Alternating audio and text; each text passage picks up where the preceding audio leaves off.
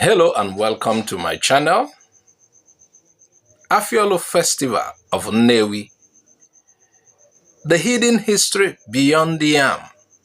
Many people think it's about yam, but there is a hidden history beyond the yam. So, when you hear about Afiolu Festival of Nnewi, what comes to your mind? Masquerades, flogging contests, yam festivals. Well, let me shock you. Afiolu is much more than all of that. In fact, the true meaning has been hidden for years. Today on Igbo Area TV, we are going back to our roots to uncover the forgotten history of Afiolu Festival. Talking about the farming tradition. In the olden days in Nnewi, farming was never a one-man business. You didn't hire laborers or pay people to clear land. Instead, you call your kinsmen, your age grade, and your neighbors together. They would farm for you. Tomorrow you would join them on their own farms. That was how it went round until everybody's farm was cultivated. Now, on the appreciation, first appreciation. Yes, they help you to farm, but this help was not free. As people worked on your farm, you had to provide food and drinks for them. This was called the first appreciation, refreshing those who had come to work for you. Now, there is a second appreciation that looks like the final application, which led to the birth of Afiolu. When all the farms have been cultivated, when every hoe had done its work, the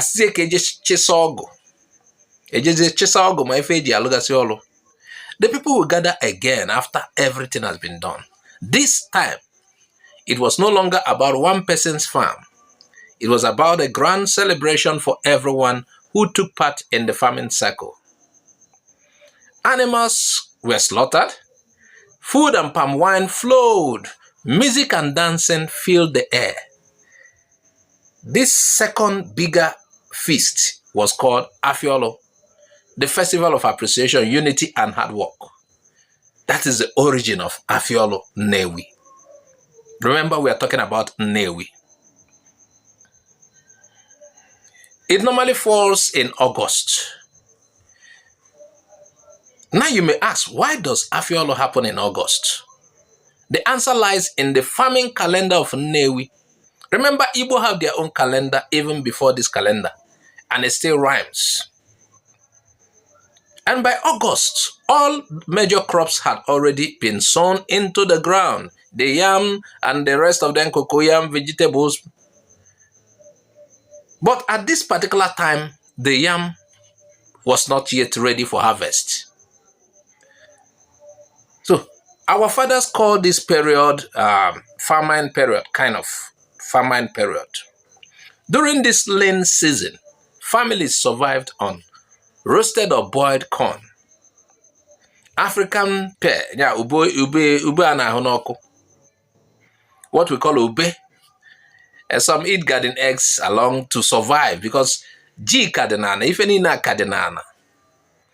Maybe harvest August na afọ asina na eriji obere mgbe ji ndị Nnewi adịbụghị nkwadowe ọ ka nọ n'ana mana ife ji akọọlụ na koro mmata ife Afiolu eji wee na-akpọ Afiolu ọ ka dịrị ife gbasalụ ji.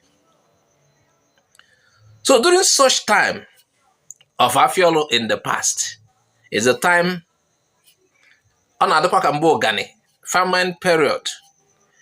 What is mostly taken as food at this point is the roasted or boiled corn.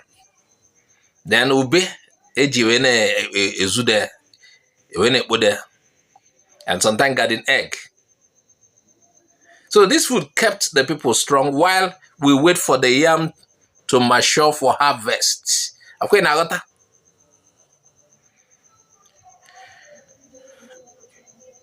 to make the celebration more exciting, grown men tested their strength with, cane flogging contests like you've seen today. It was not voodoo. It was bravery. It was courage.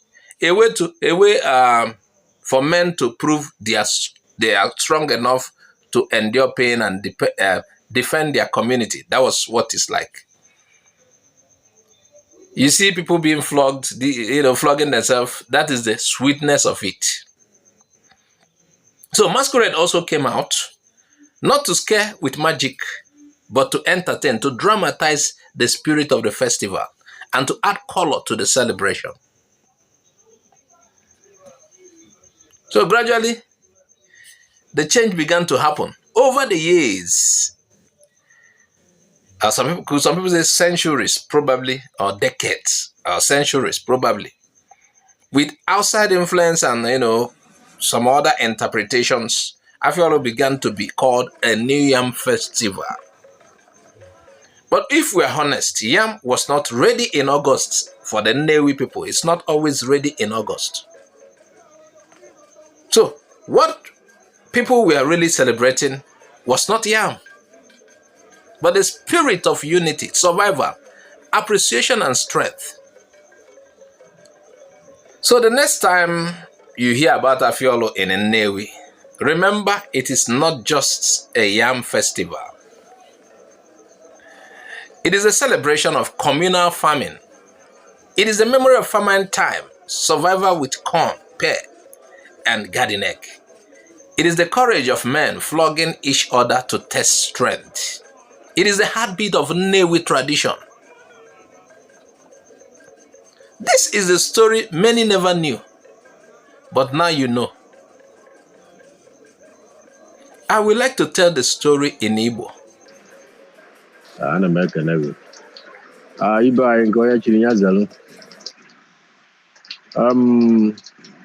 Afiolu ahakariana na platform I where take through more light into Basalo Afiolu. Many people believe in Afiolu was in there with Jerigi. Mana Hezioku. Can't worry, obodo gbara ya okirikiri nwere ike wụrụ ebe a ka anyị si wee mụta ya mana ọha ife ahụ Afiolu mma akọwalụ na ife Afiolu ụbọchị wuru gboo ọ na-awụ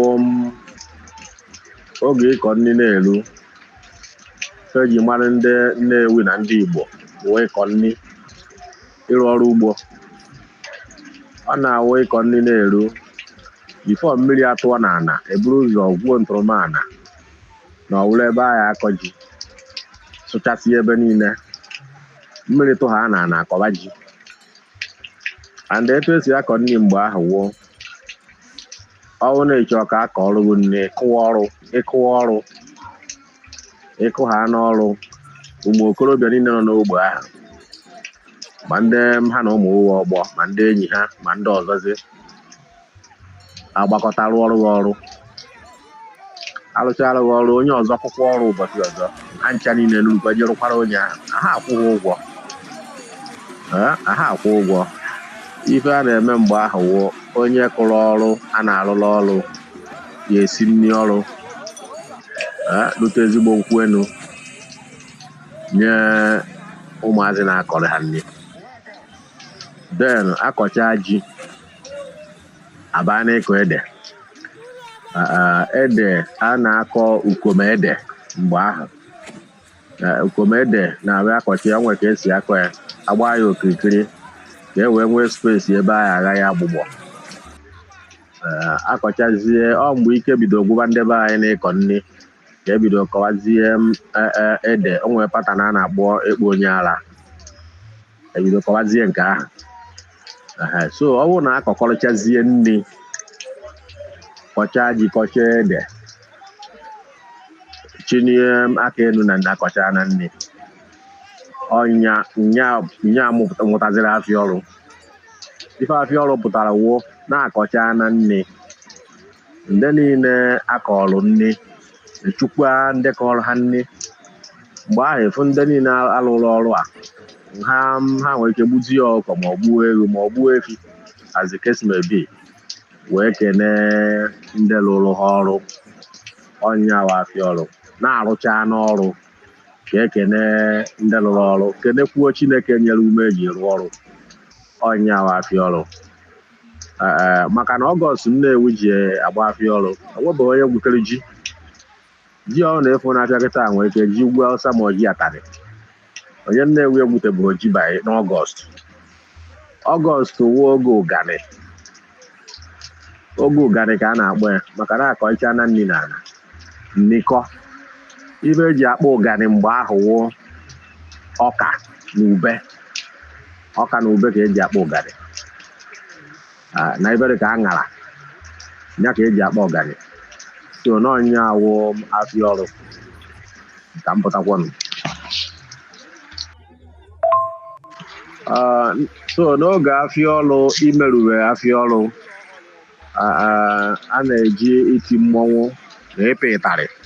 Ife a na-akpọ ịpị ịtarị wụ okorobịa rijuru afọ ọpụta ọchịrị ịtarị ọpịa agụ ịpịakwa ọ sịghị mere ụtụtụ imere ụtụtụ wụ apịa agụ ị narakwa ịtarị megoro pịakwarakwa onye pịara gị ya ka eji eme okorobịa. So eji iti mmọnwụ wee na-emerubezi mmemme Afiolu. Nnewi na-eti mmọnwụ dị iche iche. Ọha mmọnwụ eji ọgwụ eti mmọnwụ egwuregwu mmọnwụ dịka ikeri ụdọ ajị bụ usu ọpịaka mkpara ife Nnewi na-eti n'oge ahụ. O nwere egwu ndị mmọnwụ na-agụgasị mgbe ahụ. Ofu n'ime ha mma agụrụ ụlọ egwu a ochie egwu ndị nnukwu nna na nne ya cheta egwu a. Egwu ahụ wụ ọka ọ bụrụ ụzọ iworiwe pụta imerụ ụtụtụ iworiwo ọka ọ bụrụ ụzọ iworiwe pụta imerụ ụtụtụ iworiwo ọdụdụdụ n'oke ka onye ilo jeru họrụ ọdụdụdụ n'oke ka onye ilo jeru họrụ izu nwaokorobịa si nwaokorobịa ya mere ụtụtụ iworiwo izu nwa agbọghọbịa si nwa agbọghọbịa ya mere ụtụtụ iworiwo eze atụ egwu ọpịaka mkpara mere ụtụtụ iworiwo mere ụtụtụ iworiwo mere ụtụtụ iworiwo. So ife ahụ egwu a na-agụgasị mgbe ahụ ọpịaka mkpara na-eme ụmụ nwaanyị na-amakpụsị ukomede maka na ukomede mgbe ahụ akọcha ede ịmakpụ n'ime ebe a kọrọ ede mmadụ agha afụghị anya ede akọva agụ ka ụnụ mara ka ndị be anyị si eche uchu mgbe ahụ. Mgbe ahụ ka e kwuru na nwata buru mmọnwụ ụzọ ya na ọsọ a na-eme ọsọ mmọnwụ na-azụ nkwụkwụ ezuo ya ahụ maka mmọnwụ ya adazi achụgharị onye ọbụla a na-eme ọhụrụ ife egwuregwu bụrụ ife amarịma. So na ndị be anyị chụrụ uchu mgbe ahụ ka e kwuru na aka aja aja na-ebute ọnụ mmanụ. Mgbe ahụ ka e kwuru onye ruo rie. Mgbe ahụ e kwuru ka aka emegharị aha ata n'ụkpọrọ. Mgbe ahụ ka e kwugasịrị okwu dị etu ahụ oge wurugboo. Mgbe ahụ aha ele ọka ele ọzi mgbe anyị dị na ụmụazị aha ele ọka ele onye ka iyi elesi ọka abịa ha nọ na nkụ ilu ahụ ọka onye pụta obere onye ọ na nwere ọka na-ata ọka etu o si so ya na-alacha ube. So ife niile na-awụ ife do mgbe ahụ. Nna m gwara m mgbe ahụ na ife jiji awụ oruchasịcha nnukwute mba ji ọgba ya akpụ n'ahụ ya nwoke ọ ya awụ ị na-eri nnukwu mba ji ahụ ọ na-atọ ụtọ ịsụọ ya ụtara ji ọ na-atọ ụtọ igbuo ya waị ma ọ bịa ya ụbọ ọ na-atọ ụtọ inedokwa akpụ ya aha anya ma na ya akọkwa n'aha ọzọ. Ọkwakwa nsị na onye na-alọ nlọ akpa agbọ na ọya dakwa agbọ nri ego na-etu ayọ na akpa agbọ ha weru n'egwugwu. Ife dị na-apụtara wo na onye ọwụna na-arụsi ọrụ ike onye ọwụna dị hard working na o nwere ata ka aga ogo ya.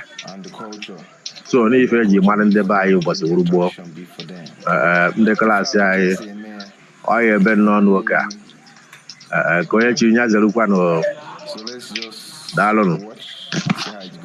I am Azuka OJ and this is Igbo Area TV, keeping our culture alive. Please don't fail to subscribe, share and like this video. Thanks for watching Igbo Area TV. Please subscribe to our YouTube channel. Also click the bell icon. Like our Facebook page. Join our Facebook group. Follow us on Twitter and Instagram. Bye for now.